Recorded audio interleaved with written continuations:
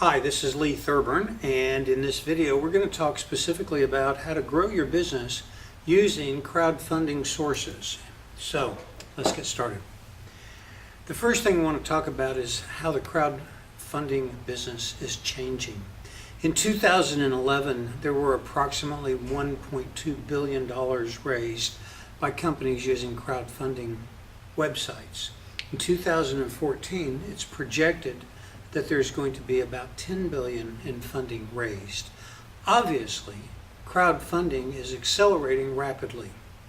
There are three types of crowdfunding platforms out there. There's what's called a rewards-based platform, there's the credit platforms, and the equity platforms. So we're going to talk briefly or in detail about two of them and briefly about one. So we're going to start with our discussion being on specifically rewards funding platforms. Now, rewards funding platforms are best illustrated with a product, and I like to use the example of a band.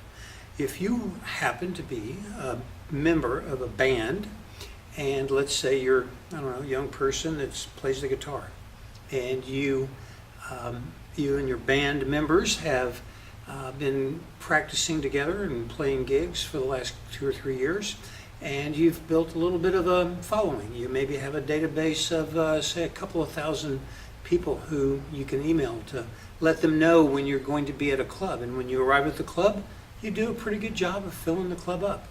And so you've reached the point where you want to have your first CD produced, and so you shop around at some of the local studios to find out what it's going to cost to cut and produce a CD, and you find that it's $20,000 and you don't have $20,000.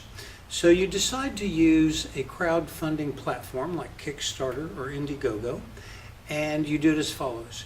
You need $20,000 to produce your CD, so you create a funding site where you offer your CD prepaid in advance for $10 instead of the normal price of say $20 or $25.